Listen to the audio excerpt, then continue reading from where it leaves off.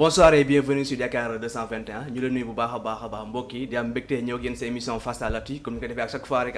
ñëw ak suñu invité fas yéene waxtaanee point yi nga xam ne ñoom ñoo gën a marqué l'actualité te nag dañ si ànd ak ki nga xam ne ni moom mooy Kéba Ndiaye nekk coordinateur Pastef Pikine Nord nekk aussi ki nga xam ne ni nekkoon na tête de liste suppléant lors des élections législatives yi daal di weesu nekk aussi ki nga xam ne tamit candidat la ci élection municipale yi di ñëw ci Pikine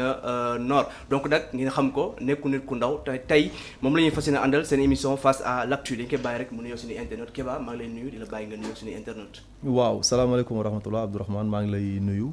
di nuyu mon cher Mamour di profiter également de cette occasion pour nuyu les internautes yi nga xam ne ñu ngi ñuy seetaan à travers Dakar 221.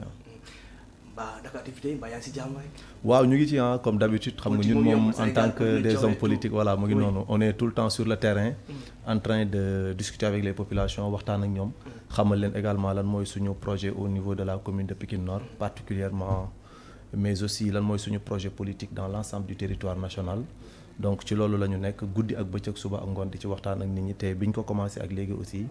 véritablement mu ngi commencé di ñu jural ay jariñ yu bëree bëri ci biir commune bi quoi. merci beaucoup Kéba Mamour maa lay nuyu bu baax a baax. Hadj Abdourahmane ñu ngi lay fay bu baax di la ziar di dalal suñu invité. ki nga xamante ne moom mooy Kéba di nuyu tamit suñu mbokk internet yi nga xamante ne ñu ngi ñuy bàyyi xel saa su nekk ci émission bii di face à l'actu ñu fas yéene ànd ak ñoom rek faram-fàcce lépp luy jëm si tolluwaayu réew.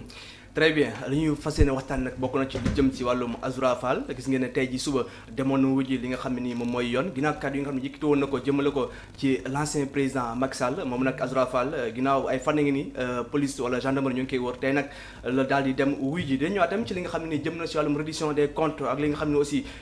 ñeel na wàllum haute cour de justice ak coow li nga xam ne ni am na ci 5 anciens ministres yi nga xam ne aussi Assemblée nationale daal dina jébbal li nga xam ne ni mooy boobule juridiction dañu ñëwaat tamit ci mbirum Amadou Ba mi nga xam ne tamit ñoom ñoo koy tudd ci wàllum xaalis bi nga xam ne toll na ci 141 milliards de francs CFA dina ñëw tamit ci mbir mi nga xam ne ni tamit ñeel na wàllum Amadou Sall nekk doom ci l'ancien président Macky Sall jeexale ci li nga xam ne aussi moom mooy dialogue national bi nga xam ne aussi APR daal dina yee décidé ngir boycotter boobule dialogue dina ñëwaat tamit ci jeexadu waxtaan bi ci li nga xam ne ni moom mooy les projets le parcours ak lépp li nga xam ne ni aussi moom mooy taxawaayu Kéba Ndiaye foofu noonu ca biir Pastef Kéba dañ koy tàmbalee waxtaan bi ci lu mu ko junjee léegi rek muy wàllum Azoura Fall gis nañu aussi kàddu yi nga xam ne yëkkati woon na ko jëmale ko ci l'ancien président Macky Sall mu nekk ay saaga ginnaaw ay fan ñu koy wër tey jii jël dogal daal dem wuy ji yoon yow Azoura Fall bokk seen jabootu Pastef noo gisee boobulee mbir. waaw je pense que li ci ñëpp wax moom lañ ci mën a wax parce que aussi Azoura yàlla def na patriote la comme ñun. ànd ak ñun ci liggéey bi depuis le début jusqu'à présent dund ci également ay jafe-jafe yoo xamante ne ni kenn ku nekk ci ñun. yaakaar naa ni boo sañoon doo dund li nga xam ne Azoura Fall dund na ko ci mu nekk jàmbaar boo xamante ne nii musul daw musul daay ci moment bi mu gënoon a méttee lay taxaw ci wetu le président Ousmane Sonko ñëpp gis ko ñëpp xam ko ak moom donc tey bu fekkente ne dund na benn injustice ba ñu jël ko tëj ko ci kaso malheureusement bi muy génn ci kaso ñu gis ko avec beneen état boo xamante ne nii duggeewul woon noonu ci biir kaso bi kon donc c'est tout à fait normal ñun au lieu ñu mën a jàpp Azoura Fall di ko intimider waat quitte à ce que di xalaataat nañ ko delloo kaso man jàpp naa li gën a nekk tey suñu wareef mooy accompagner Azoura Fall de telle sorte que lépp loo xamante ne nii tey nekk na des manquements d'ordre psychique ñu koy sentir à travers ces sorties mais ñu mën ko dimbali cadré ko de telle sorte que am na ci yenn sorties yoo xam ne ce sont des sorties virulentes yoo xam ne moom tey ak suba incha allah dinañ ko mën a dimbali pour mu mën ko dindi parce que aussi quoi que l'on puisse dire tey dëgg la yenn kàddu yi kenn du ko rafetlu ci penc loolu moom c'est vrai mais bu ñu fàttee le cas de Penda Ba lan la def ethnie wu lëmm la jàpp xas leen saaga leen mais au jour qui suit malheureusement li ñu gis mooy dafa nekk nit koo xamante ne nii réglé nañ ko un passeport diplomatique aidé ko à ce que mu génn réew mi tey on peut prendre le cas de comment dirais-je encore de le gars bi nga xam ne actuellement mu ngi nekk en France di doon saaga autant pour moi l'ancien président damay fàtte tur bi Khaliphone Sall donc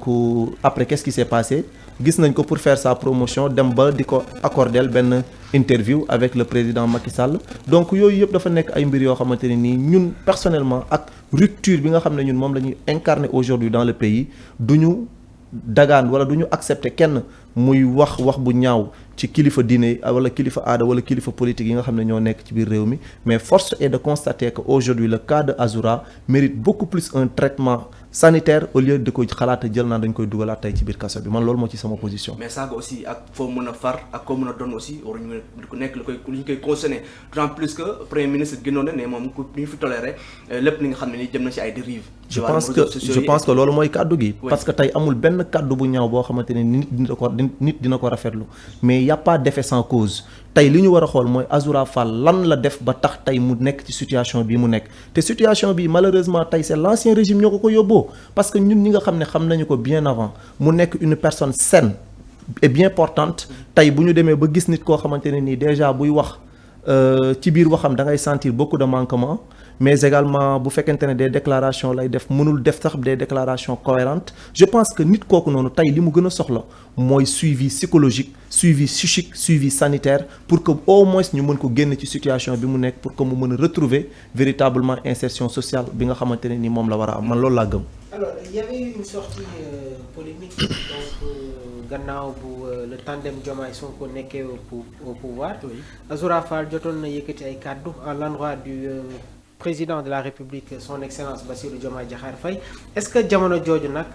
warul woon am une assistance pour pouvoir vraiment faire un blocus sur les propos yi nga xamante ne des fois daf koy yëkkati mu agiter la toile publique. c'est exactement ce que nous disons parce que aussi man li ma gëm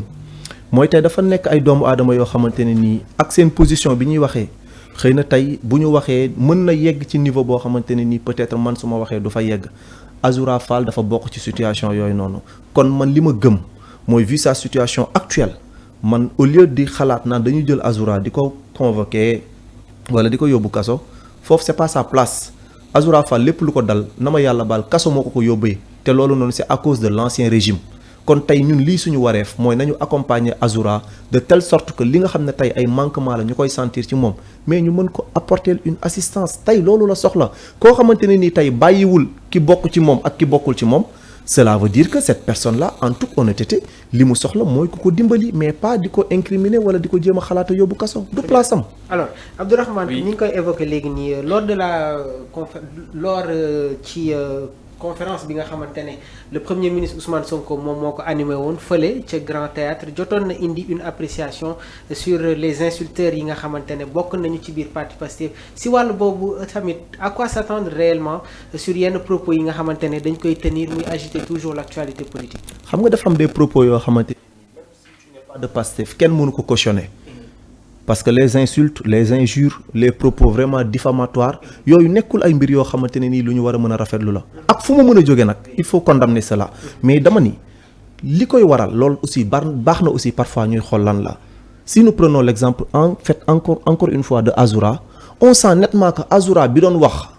vers les années 2019 2020 ba 2021 mais bokkul ak Azoura bi nga xam ne moom la ñu gis actuellement. honorable Mamour dafa wax lu am solo mooy est-ce que tamit yéexul parce que au début xamoon ngeen ne kii kat am na problème santé mentale est-ce que tamit yéexul ngeen bàyyi ba heure bii nii ngeen bëgg a indi ay argument que ne dafa am problème santé mentale. bon en fait xam nga am na ci loo xamante ne nii xëy na des gens qui sont des spécialistes en la matière xëy na ñoom ñooy gën a habilité wu pour mën ci wax ñun li ñuy mën a def parfois c'est triste mais c'est de constater certaines sorties yoo xamante ne nii véritablement ñun jàpp nañu ne c'est pas le lieu ni le moment de dire certains propos donc bu fekkente ne moom gis nañu ko ci moom ba ñun ñi nga xamante ne nii même si nous ne sommes pas des spécialistes en la matière nous commençons véritablement à sentir que am na benn manquement ci ay propos am mais lii suñu wareef mooy ñun nañu def un bloc dimbali ko à ce que ñu retrouver ñun Azoura bi nga xam ne ñun moom lañ amoon mu nekk un combattant nekk nag un vrai patriote parce que loolu aussi il est bon de le rappeler Azoura lépp lu ko dal il devient tout simplement une victime de l'ancien régime te loolu noonu bi mu duggee ci kaso ba génn la ñu commencé gis beneen Azoura bu bokkul ak Azoura bi nga xam ne moom lañ xamoon. Donc il y a toujours les séquelles. mais naturellement. certains disent que aussi il manque de soutien actuellement ci ténor Pastef yi ñu bëri jàppale wuñ ko dañ ko seetaan ci bi affaire bi am actuellement noo jàngatee aussi boobu leen mbir. bon en tout cas man personnellement gisuma loolu les responsables politiques yi nga xam ne man ak ñoom ñoo bokk appartenance politique muy Pastef ñi ma ci dégg ñëpp dañoo apporter seen soutien indéfectible à l'endroit de ce patriote là. mu nekk nit koo xamante ne nii tey am na sax ñoo xam ne ñu ngi yore ay ndomba tànk ci biir réew mi mais man gëm naa ni combat bi nga xam ne Azoura Fall porté na ko. ba yegg si fii mu yegg si ak li mu ci daj ci ay coono gëm naa ne ñoom dajuñu ko ci kon tey moom quoi que l'on puisse dire malgré ses manquements dans ses sorties Azoura Fall mérite respect et considération auprès des patriotes. Très bien, nous sommes toujours dans votre émission Face à l'actu avec ki nga xam ne moom mooy Kéba Ndiaye bu Pastef Pikine moom la ñu àndal tey seen émission Face à l'actu dañu jàll aussi ci beneen point toujours dans l'actualité Kéba wàllum reddition des comptes la ñuy waxtaan gis nañu fan yi aussi rapport Cour des comptes génn na rapport Covid-19 génn na déclenché nañu li nga xam ne moom mooy la machine judiciaire noo gisee actuellement li nga xam ne moom mooy la reddition des comptes nu muy doxee nii ban jàngat nga ci am. xam nga si on se souvient un peu Macky Sall bi muy laaj nguur gi dafa ne woon dafa bëgg a def li ñuy wax la reddition des comptes. Oui. Quelques mois après mu allongé une liste de 25 autorités de l'ancien régime. Malheureusement, qu'est-ce que nous avons vu? Après, il n'y a que Aïda Ndiongo et Karim Wade qui ont été des cibles. Cela veut dire que sa reddition était purement calquée à base politique. Nous, véritablement, avec la rupture que nous voulons au Sénégal, du yam rek ci reddition des comptes, mais nous voulons une rupture systématique de toutes les façons dont nous faisons la politique actuellement au Sénégal. Donc la justice nag dafa nekk benn banqaas ci yooyu noonu tey li nga xamante ne nii moo wér mooy le président de la République Bassirou Diomaye Diakhar Faye ay son premier ministre dafa am loo xam ne dañ ko jaayoon Sénégalais yi avant ñu yegsi ci nguur mooy képp koo xamante ne nii laale na wala mu taqe ci alalu Sénégal mu nekk alal boo xam ne moomoo ko ñoom li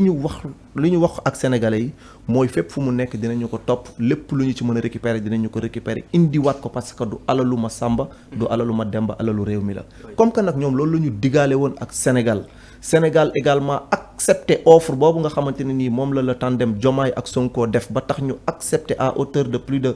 55% dénk leen réew mi. Cela veut dire que kon tey sénégalais yi ñoom ñoo opté pour cette rupture là cette rupture nag naturellement mën naa bañ a yomb parce que tey ku jël alal boo xamante ne nii moomoo ko xam nga ne alal bi mënoo ko jaarale ci banque parce que ça va demander une traçabilité mënoo ko jaarale ci frontières yi mënoo ko jaarale à l'aéroport mais naturellement xaalis boobu noonu man personnellement sama conviction mooy mu ngi ci biir kër yi wala mu ngi ci magasin yi wala mu ngi ci ruq yi donc fu mu mën a nekk nag wareef la pour ñun ñoo ko diggante ak ñoom ba dénk leen réew mi kon nañu dem récupérer ñu suñu xaalis mu jaar nag ci justice boo xamante ne nii dafay nekk une justice indépendante. Oui. Pas une justice à demi-mesure pas une justice ciblée bëgguñu loolu képp koo xamante ne nii jàpp nañu ne yow kat sa loxo taq na ci mbir mi nañu dem laaj la nga indi li nga xamante ne nii mooy les pièces justificatives boo ko amee xayrun bu fekkente ne nag véritablement liñ la jox muy alalu Sénégal tu n'as pas les arguments plausibles pour justifier tes dépenses là da ngay am directement am lante ak yoon loolu nag yoonu Ousmane Sonko nekku ci yoonu Bassirou Diomaye nekku ci parce que li ñu bëgg mooy véritablement même ñun bu ñu demee ba yoratuñu réew mi sax mais mu nekk un point boo xamante ne nii ça va définitivement être réglé au niveau du pays. Gis nañ aussi le jeudi dernier l'Assemblée nationale daal dinay procéder à la mise en accusation bu 5 anciens ministres bokk na ci ki nga xam ne moom mooy Moustapha Diop Amadou Mansour Faye moom mooy Mansour Faye Aïssatou Sophie Gladima ki nga xam ne aussi moom mooy Ismaïla Madior Fall Salimata Diop ñoom 5 ministres yëpp ñu daal leen jébbal li nga xam ne nii moom mooy au cour de justice loolu guddee la ñu koy gis ci Sénégal. borom boo ma laajee ma porter la plainte waaw léegi nag may nañ ko occasion mu dem leeral li nga xamante ne nii dinañ ko laaj définitivement bu dee nag day porter plainte moom xam naa ne ñi mu war a porter plainte dina bari. Mansour Faye daf ñoo yàpp pour dire vrai. mais duñ ci sori parce que am na ci loo xamante ne nii bu xasee ba nekk face aux enquêteurs ñun dañuy préférer laisser la latitude à la justice ñu def seen liggéey comme cela se doit. loolu mooy wax tey suba ci l'observateur que moom gisul sa place à la prison. waaw loolu noonu du ñun la koy wax du observateur la koy wax du opinion bi la koy wax na dem wax ko avec la justice parce que la justice moo ko woo te li ñu ko woowee également y a pas comment dirais-je y a pas d'effet sans cause bu fekkente ne moom leer na ko ne amul dara lu ñu koy toppee bu demee na leeral loolu noonu avec les pièces yi nga xamante ne nii mooy témoigner li ñu koy toppee bu ko joxee incha allah dana ñibbi këram waaye man li ma gëm li tax à 3 reprises muy essayer di passer par les frontières par les aéroports fu mu dem ñu ne ko baaxul toogal xaar cela veut dire que moom xam na ni am na loo xamante ne nii def na ko ku deful dara nag amoo looy tiit wala looy ragal le cas de Ismaïla Madior Fall je pense que ñun ñëpp ñoo ko découvrir ensemble. Qu'est-ce que cela vous fait tey jii nga dégg un ancien ministre de la justice garde des Sceaux mun am problème avec la justice. lan lay def réellement. En tout cas dafa doy waar parce que moom ci corruption sax. moom li gën a yéeme moom mooy kenn waxloo ko moom moo waxloo boppam moom moo ne dañ maa jox xam nga ku ne dañ maa jox nag moom. léegi nag moom lañ ko jox ak processus bañ ko waree jox loo xamante ne nii leer na la ne yow lii cela n'a rien à voir avec la procédure administrative bi nga xam ne moom lañ la wax léegi boo demee toog foofu noonu la nga joxe la nga encaissé ba toog tiit ne lii daal waruma koo jël delloowaat léegi loolu lépp di nga ñëw wax kan moo la ko jox ak ban schéma la ko waroon joxe ak ci ban situation moo fa waroon a mën a peser ba tax muy yëkkati une valeur parce que aussi 50 millions les gars du caaxaana lu ñu war a mën a yëkkati cette somme là di ko jox nit mais di nga ñu expliquer après parce que man li ñuy wax rek ñun amuñu ci dara lu ñuy seet ñun li ñu gëm mooy la justice aujourd'hui il y a une rupture très profonde parce que tamit nekkatul justice boo xamante ne nii waa ji mooy toog fële léegi ci côté justice bi. Voilà. Mais bu ñu desee un peu ci côté cas Ismaïla Madior Fall moom il a accusé votre ministre de la justice Ousmane Diagne que mooy def ay manœuvres pour utal ko ay dossiers. waaw léegi loolu itam dafay yomb moom lépp loo xamante ne ni am na ko comme preuve. Oui. qui atteste que Ousmane Diagne du moins moom moo ko bëgg a suuxlu. Waaw. na jël preuve yooyu noonu teg ko ci sénégalais yi ñu gis nga ñun li ñuy woote seetuñu ci ma Samba seetuñu ci ma Demba moom bu ko leeree ne aujourd'hui il a des preuves irréfutables qui prouvent que lii muy wax nii kat ah Ousmane Diagne dafa am lu mu ci def mais na ko génne teg ko justice bi xool ko bu ko defee ñu traité ko mu jàll. c'est tout. Abdourahmane, toujours sur la reddition des comptes xam naa ne si wàllum justice bi sax après dinañ si gën a xóotal. y a les scandales y a les convocations. ban appréciation ngay def jamono ji sur les organes yi nga xamante ne ñoom ñooy saytu lépp luy jëm sur le plan financier les organes qui déterminent la bonne gouvernance sur le plan financier. xam nga liggéey tey bi nga xamante ne amal nañ ko. tey boo xoolee lu ci mel ni la Cour des comptes. lu ci mel ni CENTIF. lu ci mel ni OFNAC. bu fekkente ne mën nañu ko citer. dafa nekkoon des organes yoo xamante ne nii li ñuy def nii lu ñu yàgg a def la parce que vous n'êtes pas sans savoir que jusqu'au moment où nous parlons beaucoup de rapports yi ñuy wax nii mais c'est de l'ancien régime mais dañoo amoon un président boo xamante ne dafa jëloon concom teg ci conc boobu nag la ñu yëkkati fi mu toll nii moo tax dëkk bi toj parce que lii lépp c'est une malversation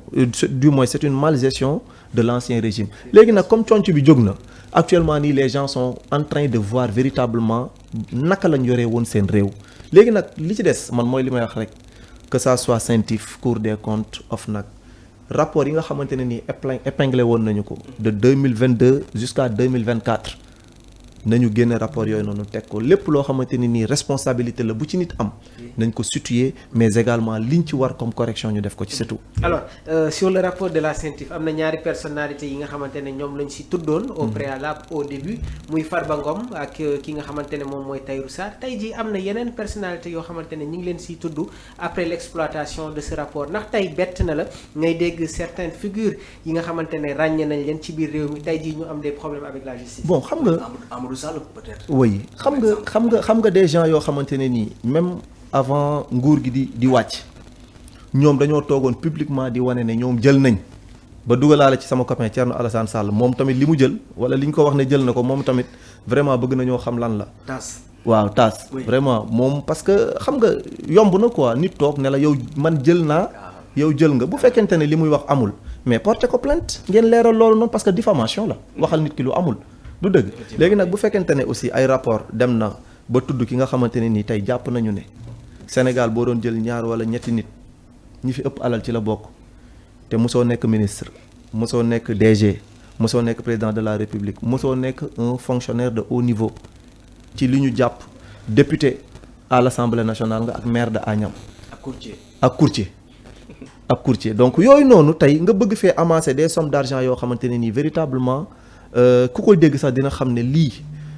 kenn mënul jàpp ne lii provenance bu licite la kon tey bu la yoon woowee ba téye la ñu lay toppee par exemple benn à hauteur de 125 milliards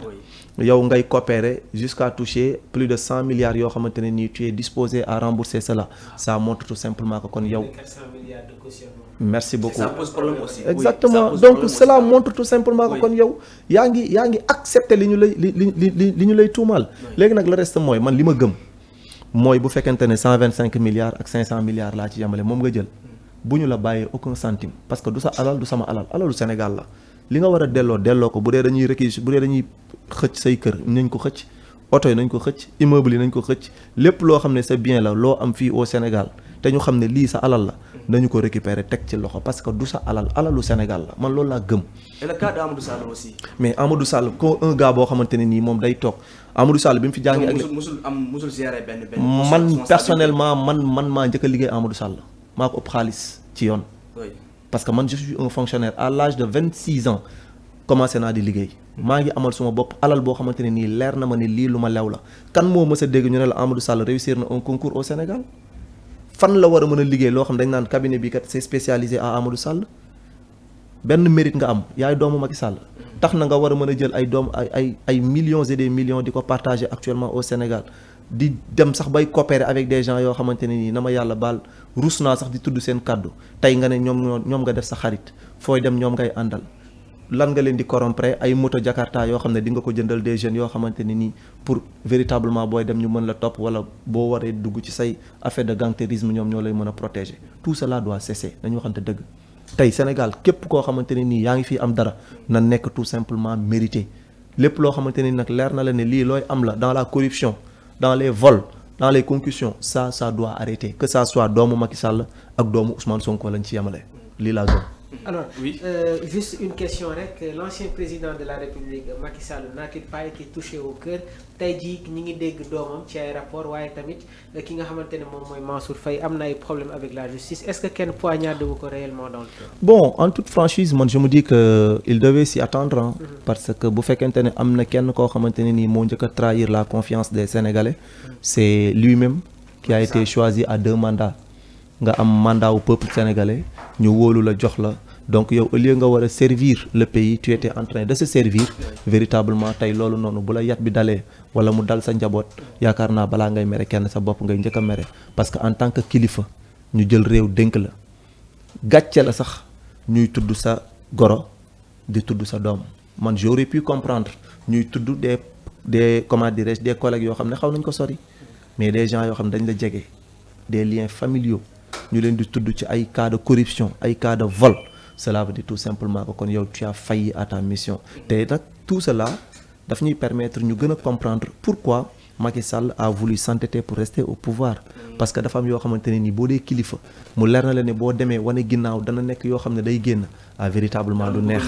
waaye lu naturellement waaye nag jàllul. Oui alors tey jii il y a la publication des rapports gis nañu tamit sortie bi nga xamante ne gouvernement bi jotoon amaloon nañ ko. avec la présence du premier ministre Ousmane Sonko il y a eu la publication des rapports de la Cour des comptes FMI tamit génne nañu seen ay rapports mais ba tey am na ay acteurs politiques yi nga xamante ne ñi ngi contredire ces chiffres là yow en tant que acteur politique ban appréciation moom ngay indi ci wàllu boobu. bon xam nga dafa am des choses yoo xamante ne nii les personnes yi nga xam ne ou bien les corps de contrôle yi nga xam ne ñoom ñoo génne ces chiffres ñoom ñoo ëpp habilitation pour wax ci parce que peut-être les indicateurs yi ñu détenir ñun amuñu ko les informations yi ñu am ñun amuñu ko kon cela veut dire tout simplement que ñi nga xamante ne nii peut-être ñoom ils sont en porte-à-faux avec ces rapports là cela veut dire tout simplement que da leen a arrangé wul ñun ce que nous voulons faire c'est d'instaurer encore une fois la rupture que nous avons vendue aux Sénégalais mënatuñoo seet loo xamante ne nii dañ koy basé wu uniquement ci FMI jàpp ne tey FMI bu fi dugalul xaalisam c'est la fin du monde pour les Sénégalais non ñun dañoo jàpp ne am na ci loo xamante ne nii ñun war nañ ko mën a amal suñu bopp comme des revenus yoo xam ne d'abord c'est interne ñu exploiter loolu noonu leneen loo xamante ne nii nag tey ça vient des autres organisations internationales pour appuyer le Sénégal dans sa façon de gouverner le pays inchallah je pense que loolu dafay nekk loo xam ne travail acharné pour ñu mën a arriver à ça. mais absolument parce que aussi am na ci loo xamante ne nii tey les organisations internationales bu ñu gisul ci yow confiance bu ñu gisul ci yow une assurance sur ta façon de gérer les choses véritablement ñoom itamit du ñu am fit pour yëkkati yenn somme d'argent yi di la ko jox mais nag comme que ñun avant de penser aux organisations internationales ñun dafa am loo xam ne moom la ñu jaay sénégalais yi mooy fépp fu seen alal nekk dinañu def suñu kéemtalaay kàttan ba indiwaat ko jàpp naa ne tey loolu rek bu ñu ko delloo si waatee Sénégal neewuma FMI du jàppale Sénégal de mais li mu koy jàppale dootul bari. C'est clair bu ñu desee un peu si la reddition des comptes boo gis nañ le parquet financier mu ngi def liggéey bu am solo DIC aussi mu ngi def liggéey bu am solo par rapport ak poursuites yi ñi nga xam ne aussi dañoo lubal xaalis bi mais n'empêche ñenn ci opposition bi jàpp na ne actuellement da ngeen def règlement de compte yéen ci ay fayantoo ba léegi. waaw règlement de compte de yaakaar naa bu amee ci ñoom lay tàmbalee parce que mooy li ma wax sànq rek jusqu'au moment où nous parlons amagul benn rapport boo xamante ne nii c'est venu de ce nouveau régime là. Donc rapport yi fi nekk yëpp ce sont des gens assermentés def de documentation assez pointue ba xam véritablement cette malversation fan la jóge ak ñan ñoo nekk les auteurs donc tey bu fekkente ne am na ñoo xam dañu jàpp ne règlement de compte la xanaa kon règlement de compte bi ñoom lay doon ak le président Macky Sall bi nga xam ne moo jëloon kuddam teg ci ba tax kenn mënul woon xam li nga xamante ne ni mooy les malversations yi amoon ci réew mi moment bii nag véritablement avec la rupture bi nga xam ne ñun moom la ñu jaay sénégalais ba tax ñu ànd ci ak ñun lii suñu wareef en premier mooy xamal leen seen alal naka lañ ko yoree woon xamal boobu nag bu fekkente ne tey moo tax ñu bëgg a boycotter wala di jéem a rouler à contre-courant je pense que ça va être difficile mais il faudra souffrir en silence. Ah oui. donc mën nga jàpp ne reddition des comptes bi amul dara politique quoi. non mais mënul am politique yéen mooy def liggéey mënul am politique parce que aussi ñi ko def duñ ay politique. du yow du man du nekkul des gens yoo xamante ni nii xëy na peut-être mën nañu leen defal une corrélation politique. ce sont des hauts magistrats. donc il y a l'application de la séparation des pouvoirs. mais absolument tey boo seetee lii tax ñëpp commencé di am benn brin d'espoir ci cette manière de gérer aujourd'hui le Sénégal. Oui. C'est parce que on a commencé véritablement à sentir cette rupture entre les trois pouvoirs c'est-à-dire l'exécutif, le législatif et le judiciaire te yaakaar naa ne tey loolu mooy véritablement un levier très sûr pour prétendre aspirer à un développement solide d'un pays parce que tey bu fekkente ne comportement bu ci nekk ak pouvoir bi nga xam ne moom la ñu la dénk ñu ngi la bàyyi nga koy doxal comme cela se doit ñu xam ne amul benn interférence boo xamante ne nii pouvoir bi mu ngi koy am ci beneen bi véritablement kenn ku ci nekk di nga mën a liggéey en toute tranquillité et que également produit wala résultat bi nga xamante ne nii yow yaa ngi koy jox dina nekk loo xamante ne nii yaa ngi koy joxe en toute objectivité et je pense véritablement que loolu sax moo nekk li nga xamante ne nii ñun moom la ñu soxla.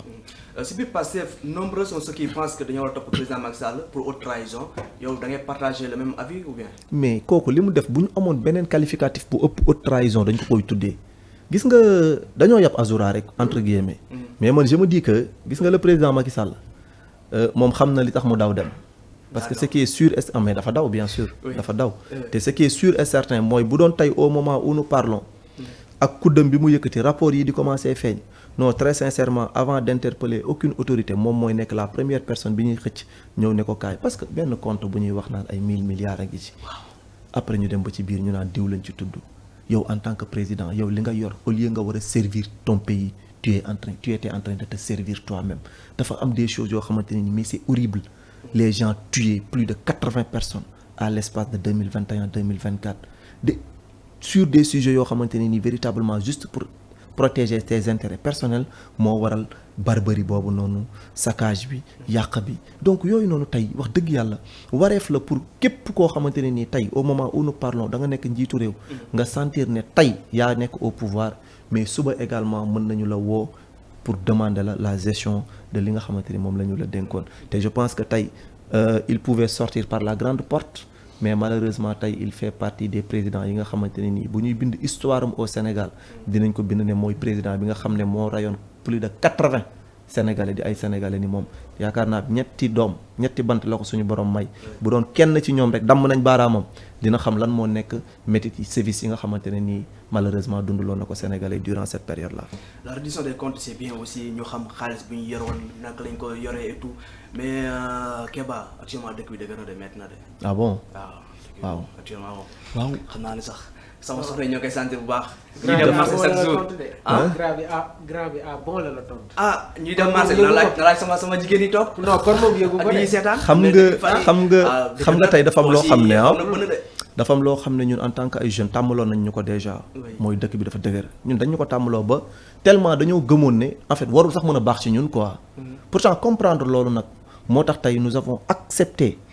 le programme bi nga xamante ne ni le président Ousmane Sonko yàgg nañu ko wax. gëmloo ñu ne carrément jarul tukki jarul jël gaal jarul def dara loo xamante ni naka sadul noonu la ñun ñoo war a mën a tabax réew mi ñun ñoo ko war a mën a defar te nag naturellement avec lépp li nga xamante ne ni ñu ngi ko fiy tudd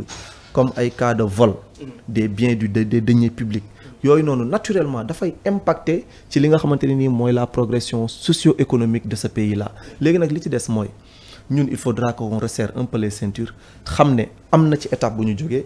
il faudra que ñu clarifier loolu ba pare avant de nous propulser véritablement par le développement que nous aspirons tous dëgg la nag phase boobu noonu li gars yi di wax souvent entre sol yére ak summi faaw yaramu neen xaj ci xëy na tak tey ci période boobu noonu la ñu toll mais ce qui est plus important mooy aujourd'hui am nañu ay dirigeants yoo xamante ne ni au moins ñun am nañu confiance ci ñoom te liñ ñu jaay ba tax ñu dénk leen réew mi ñoom ñu ngi doxal loolu noonu donc attendons de voir d'ici peu de temps gëm naa ne incha allah les choses peuvent s'améliorer positivement. Abdourahmane, à travers ces analyses am na si partie boo xamante ne cela me convainc parce que je pense qu'aujourd'hui il y a eu une incompréhension y a une incompréhension Oui. d'une certaine partie de la population sénégalaise parce que d'accord il y a le discours politique il doit y avoir effectivement l'application du discours waaye tamit am na benn période boo xamante ne soo tijjee say bët di nga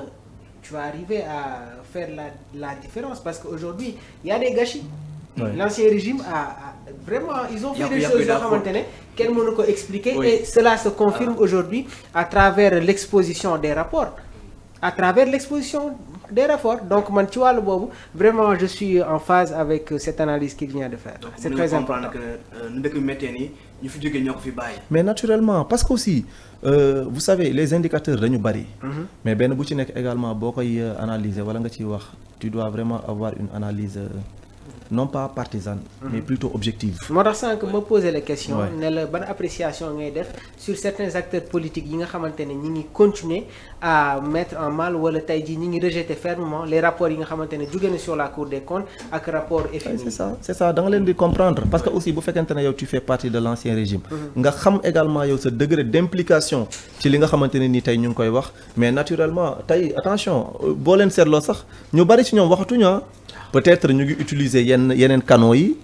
am nañu seeni porteurs de voix am nañu seeni soi-disant chroniqueurs am nañu seeni entre guillemets membre nga baal ma sa yenn mbokk journalistes yi. donc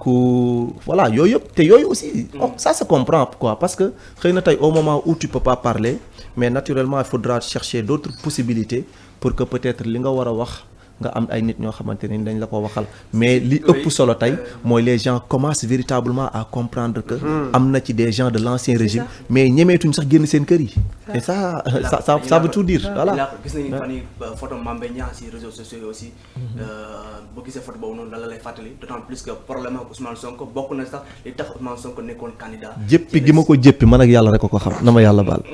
parce que tey kooku jàpp naa ni li ñuy dund dañ koy sante yàlla parce que yàlla lu mu def rek am na lu tax mënoon nañu ñàkk Ousmane Sonko li dal Khalifa Sall dal ko c'est-à-dire bu dul man du doon kenn mais am nañu tey benn homme politique boo xam ne histoire du Sénégal da koy bind muy le président Ousmane Sonko bi ñu demee ba xam ne tey justice bi teg na ci loxoom jaay nañ ko doole pour écarter ko moom xalaatatul jëmmam Sénégal la xalaat ak comment nous devons faire pour sortir Sénégal de ces mains là ba tax na ñu mën ñu choisir le président Diomaye ñu tànn ko et véritablement nous n'avons pas regretté parce que effectivement ça renvoie aux propos auxquels Diomaye mooy Sonko et Sonko mooy Diomaye mais Mame Mbaye Niang man déjà li ma bëgg sax mooy kan moo ma mën a dimbali ñu wax ma Mame Mbaye Niang fu mu ne ndax man gisatuma ko fenn et il paraît que sax moom it il a pris la tangente jóg na bu yàgg waaye dañ ko wëri nag non foog ñu wër ko. xëy na daw ca ba ngay am tànk moom xam na ne affaire yi fu mu jëm baaxul mu teel a génn teel a seey. gars yi daw bëri nañ de. teel a seey. non mais ñu daw aussi bëri nañu mais dafa ñaaw bëri déggatuma ne Antoine Diome ñu bëri man déggatuma ne. dafa ñaaw yow nga ni am nga la confiance des Sénégalais. ñu jël réew mi dénk la ko pendant 5 ans. nga pare waroon mën a ñëw taxaw jàkkaarloog ñoom ne leen lii ngeen ma dénkoon lii laa ci def mais yow xalaatoo ci dara lu dul pare jéem a passer par les petites portes pour échapper au peuple là loolu rafetul mais nag am na ci loo xamante ne nii également même boo demee dafay baax la nga yoroon na nga ko yoree ak ni nga ko defee mais nañ ko génne leeral ko Sénégalais yi ba pare après nag leneen li ci des yow ak justice lay doon te lii ma lay wax nii c'est une ligne droite vers Macky Sall. Vous êtes politicien comme ñeneen ñi c'est pas benn moral autour. vers Macky Sall Abdourahmane foofu. ah mais naturellement oui mais est-ce que aussi Birame li nga xam ne aussi moom mooy doylu. manqué wul un peu ci certains politiciens quoi parce que boo xoolee li ñu wax yëpp ci rapport Cour des comptes rapport Covid-19 yi te ay milliards lañ ciy tudd. tu te trouves que ne xëy na ñenn ñi ñàkk doylu day animer seen jëmm. waaw bon xam nga parfois man dama jàpp ne avant d'être acteur politique. dafa am une partie de la société boo xam ne ñoo la defar. bi ñu lay defar inculquer ci yow ay valeurs yoo xamante ne nii xëy na boo ci bàyyee xel tuuti booy progresser du dañ ci yow. mooy da nga war a doylu. da nga war a gore da nga war a tàmm wax dëgg da nga war a comment dirais-je encore une fois di accepter di bokk ak doomu aadama yi li nga am gis nga valeur yooyu noonu c'est pas anodin ñu koy inculquer ci ñun depuis bi ñuy nekk à bas âge parce que dañoo gëm ne doomu aadama ak wërsëgam suñu borom rek a ko xam te lu mu la nattal ala kulli haal di nga ci jot mais li ëpp solo mooy lépp loo xamante ne ni yaa ngi koy am boo tëddee avec la conscience tranquille di nga xam ne lii ma am nii kat lu ma mérité la parce que sama ñaq moo ma ko may. Et je donne l'exemple du président Ousmane Sonko parce que am na ci benn waxtaan boo xamante ne nii si c'est trahir un secret dama koy wax mu ne moom tey nekk premier ministre bu Sénégal terewu koo nelaw parce que jàpp na ne heure bu tëree xalimam war a signer wala war a bind moom intérêt wu Sénégal lay jiital pas intérêt boppam ba tax na moom lépp lu mu def bu yeggee këram dafay tëdd avec la conscience tranquille parce que xam na ne li mu warloo ak sénégalais ba tax tey ñu teg ko ci bopp réew mi moom mu ngi ci loolu te yaakaar naa ni tey kenn ku nekk ci ñun ak brin de pouvoir boo xamante ne nii suñu borom sedd na la ko jaarale ko ci peuple Sénégal booy xalaatee noonu di ko doxee véritablement am na ci loo xamante ne di nga ko jomb parce que nag lu mu metti metti am nañu njaboot am nañu ay wayjur am nañu ay dëkkandoo am nañu ay mbokk tey nga def fi loo xamante ne nii rus ngaa sax jàkkaarloo ak sa doom bi nga xamante ne nii moo la jur loolu yaakaar naa ni pouvoir jaru ko parce que luy jeex la quoi et c'est éphémère. Effectivement pour boucler page reddition des comptes boobu noonu dañuy wax ci mbirum Birima Mangara bi nga xam ne aussi tey jii ñëw na au cœur des débats donc l'ancien ministre délégué chargé du budget moom dañ ko topp ñu toll ci 10 milliards de francs CFA liés à un dépôt à terme donc non versé au trésor xaalis bi nga xam ne ni defoon nañ ko dépôt à terme donc moo waroon a delluwaat foofu ca trésor mun ne fees ne mees kenn gisatul kenn xamul fu 10 milliards yooyu jaar ñi koy toppee ki nga xam ne aussi moom mooy Birima Mangara nekkoon ministre délégué chargé du budget ba tey malversation yi ak. luubal ko par Abdourahmane xam nga li sama problème mais lan moo tax gars yi ëppal. mais yenn yi foqale la. wala baadoo la.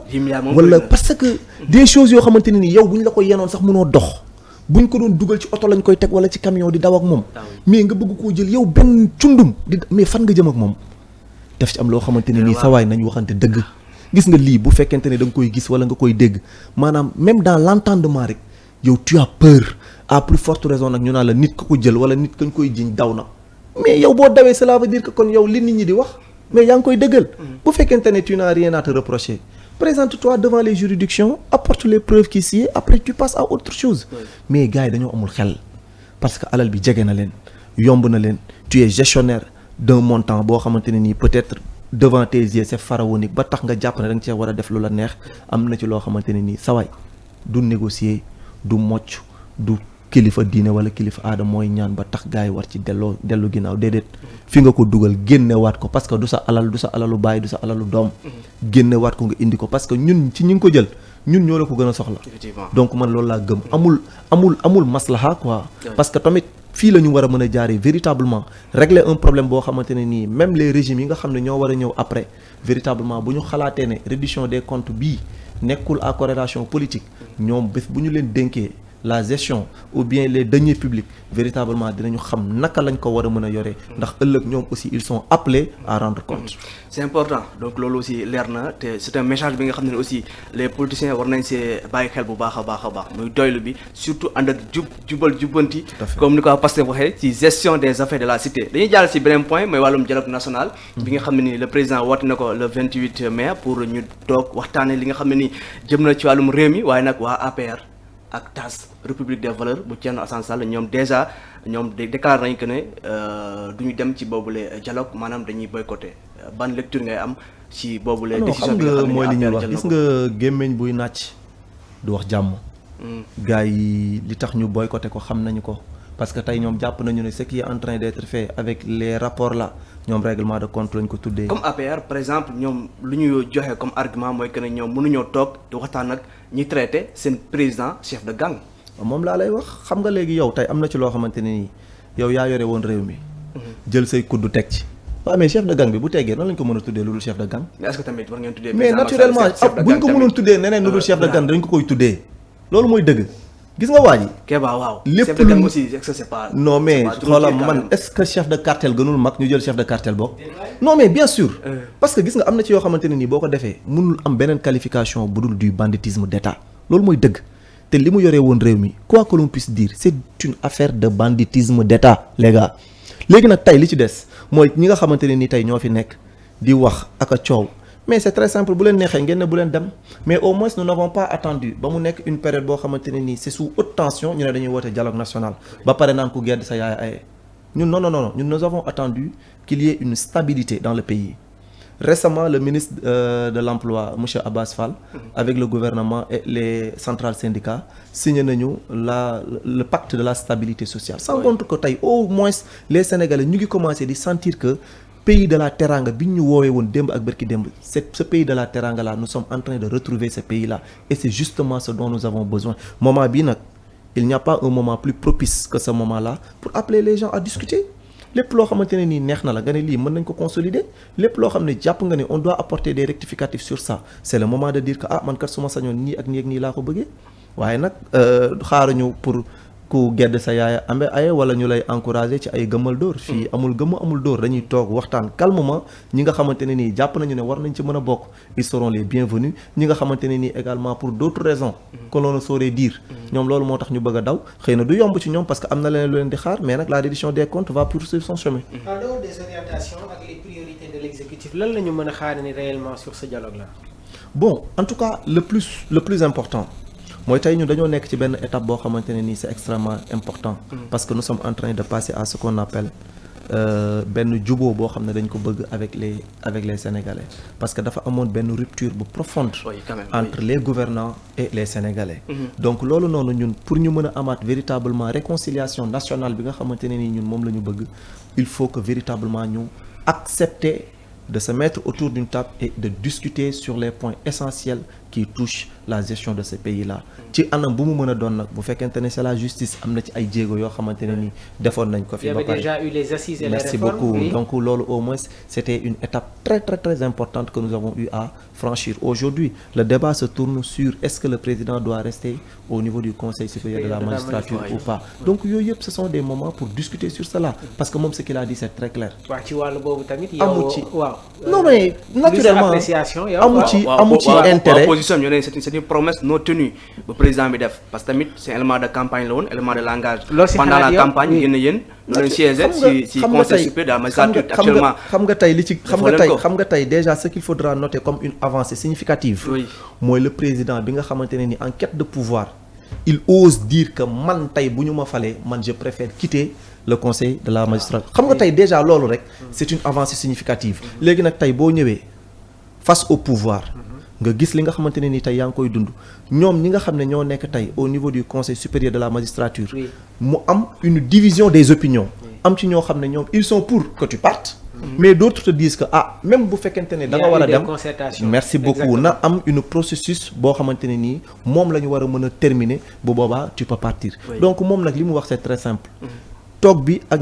ñàkk bi toog moom loolu c'est pas son problème la chose la plus importante pour moom mooy véritablement que lépp loo xamante ne nii ça reflète à l'indépendance de la justice mu bañ a nekk tout simplement une utopie mais mu nekk véritablement une réalité au pays. yaa ngi tudd sànq Thierno Alassane Sall aussi bëgg naa am sa gis-gis ci posture bi nga xam ne ni am na ko actuellement mu taxawaayu un opposant radical jëmale ay tiiram ci seen côté noo gisee aussi décision yi nga xam ne moo ngi koy jël déjà moom dafa daal di boycotter séance bi Ousmane Sonko ñëwoon Assemblée nationale mu daal di waat boycotter li nga xam ne moom mooy dialogue national bi. mais loolu dafa baax parce que dans une démocratie qui bouge il faut qu'il y ait de l'opposition loolu mooy dëgg man gëwmu ma nga ni Ousmane Sonko mi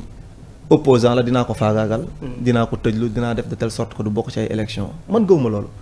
il est dans son rôle en tant qu'opposant il veut s'opposer dañ ko nangul mais nag nañ ko teg ci objectivité man dafa am des choses yoo xam ne dans le passé ñun fekkee nañu ko en tant que des patriotes nous ne sommes pas venus en 2022 ou en 2023 dans ce parti-là am na ci loo xamante ne nii mais l'histoire moo ñu montré que véritablement le gars il dégage une haine viscérale envers le président Ousmane Sonko loolu nag mën nañ ko nangul parce que peut-être xëy na am na ay aspirations pour non même la publication de son ouvrage là il n'a même pas invité Ousmane Sonko le gars il était un grand moo tax mu sol dallam dem fekk ji loolu noonu def fa témoignage bu rafet te loolu également je pense que acte de grandeur la donc c'est cette jalousie là moo ko jàpp ba léegi ñun comprendre nañu ko mais nag le plus important mooy am na ci yoo xamante ne nii man jàpp naa ne en tant que homme politique et j'aspire à diriger ce pays là bu nit taxawee ne ma jël nga wax dëgg yàlla li nga jël moom dinaa la porter plainte ne la li ma jël lan la waxal lan la ak fan laa ko jëlee ak ku ma ko jox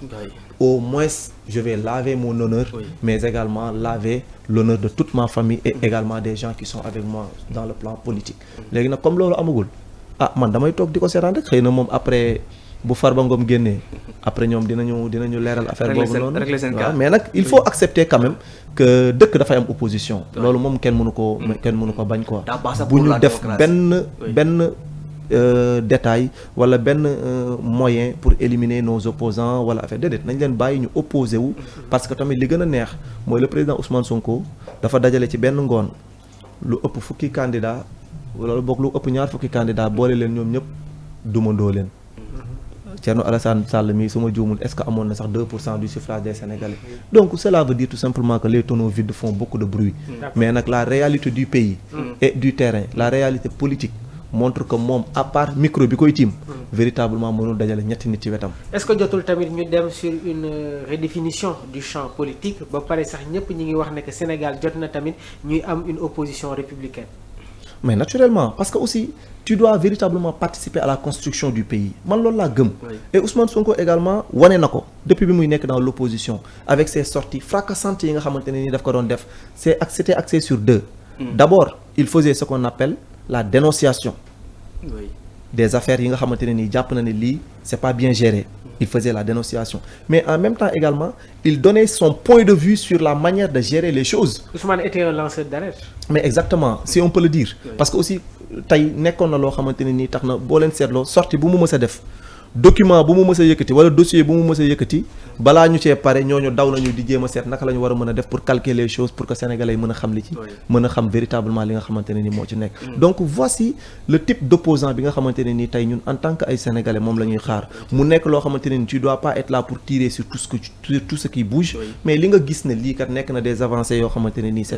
c'est à saluer véritablement nga saluer ko après ñu jàll ci leneen. c'est important Kéba Ndiaye coordinateur Pastef Pikine Nord tête de liste des suppléants ci élection législative yi ñu weesu nekk aussi candidat ci élection municipale yi ñu jëm donc 2027 la élection municipale yi. waaw incha allah donc am nga ambition nekk maire Pikine Nord. naturellement am na ambition bi et li ci gën a neex mooy cette ambition est portée aujourd'hui par les populations nord pikinoises. ma leen ci sant bu baax di leen ci gërëm parce que en tant que jeune. ñu am tey cette ambition là mais sentir ne également derrière il y a la population qui nous soutient loolu déjà dafa nekk une chose boo xamante ne nii c'est à saluer donc beneen affaire bi ci nekk également mooy yàlla dogal na am nañu véritablement seen respect tous les soirs pratiquement nous sommes sur le terrain en train de rencontrer les populations déglu leen d'abord xam lan mooy seeni bëgg-bëgg ak lan mooy seeni jàmbat bien vrai que am na ci lu bari loo xam ne xam nañu ko déjà parce que nous sommes de Pikine Nord foofu lañu dëkk foofu la ñu juddoo et cela me permet aussi de faire une mention spéciale à madame le ministre docteur Fatou Diouf moom mi nga xam ne tey moo ma permettre ma mën a quitter àll bi pour mën a ñëwaat auprès des populations ba mën a di waxtaan ak ñoom le reste nag mooy les municipales des na tuuti mais liggéey bi léegi lay tàmbale parce que nous avons un maire boo xamante ne nii pratiquement il est en train de purger si on peut le dire son troisième mandat et malheureusement mënuñoo gis brique boo xamante ne nii teg na ko fa pour wax ne lii man maa ko fi def comme réalisation je pense que aujourd'hui avec un tout petit peu d'organisation il sera très facile de pouvoir déboulonner ce maire là et de remplacer ce maire là par Kéba. bu fekkee am nga message tey bi ngay lancer à la population pikinoise surtout celle de Pikine Nord lan lay nekk. bon juste que ñu comprendre une chose toog rek di lamenté wu naan doxul man jàpp ma ni loolu ça doit être la solution tey ce que nous avons constaté au niveau de Pikine Nord mooy une jeunesse très engagée paraît également pour que ce changement là puisse être effectif inchallah en 2027 donc li ci des mooy jàppale nañ ñu ngi ñuy encadrer et derrière également c'est l'occasion de tirer un chapeau bas aux doyens yi nga xamante ne ni ñu ngi bokk ak ñoom liggéey bi ñuy suñuy moroomu wayjur ñu am ci lim bu takkoo takku macha allah lépp loo xamante ne nii tey maa ngi koy def ci wàllu politique wàllu activité dama ci diisoo ak ñoom ñu jox ma ci seen xalaat ñu jéem ko doxe parce que yàlla def na ay ndaw lañu mais derrière nous avons une très bonne équipe une équipe très dynamique composée de ay mag ay ndaw ay góor ay jigéen te benn yitte kese la ñu am mooy changer véritablement le visage de Pikine Nord parce que nag dafa nekk une commune boo xamante ne ni dans les 9 domaines de compétences transférés aux collectivités territoriales ñun jàpp nañu ne li fa nekk tey war nañ ci mën a apporter véritablement un changement très facile à voir parce que nag foo fekkul dara def fa dara warul mën a jafe. En tout cas sama cabine technique bi ñu fa nekk ñëpp waa Pikine lañu te sànq bi la ñu ma envoyé message que ne ñu ngi apprécier vraiment le niveau du débat te aussi Pikine soxla na ces jeunes comme vous yi nga xam ne aussi mën nañoo ñëw relever certains défis liggéeyaat Pikine mu gën a mën a ñoŋ méngoo comme yeneen dëkk yi. te Pikine tamit nekkul dëkk bu ndaw. merci donc aussi ce fut un réel plaisir ànd ak yow merci ci waxtaan bi kontaan nañu vraiment ci débat bi te fii aussi sa kër la. saa yu la soobee wala saa yu ko suñ kii rek voilà daal dina fi ñëwaat yàgg dara tamit ñu ñëwaat aborder yeneen sujet dans l'actualité di la bàyyi aussi nga tàggoo suñu internautes yi. waaw di leen sant di leen gërëm rek di def encore une fois mention spéciale au département bi nga xam ne fa laa jógee muy le département de Pikine parce que aujourd'hui depuis que j'ai été investi lors des élections législatives du 17 novembre dernier je dis souvent aux gars que Kéba n'est plus un Kéba de Pikine Nord mais il est devenu un Kéba de l'ensemble du département de Pikine donc c'est l'occasion de saluer les gars sama mbokk pikinois yi mais en même temps ñu xam ne suñu yéene ak suñu bëgg-bëgg dafa dépasser sax la commune de Pikine Nord mais waaw Pikinois la on est fiers d'être des Pikinois quoi c'est ça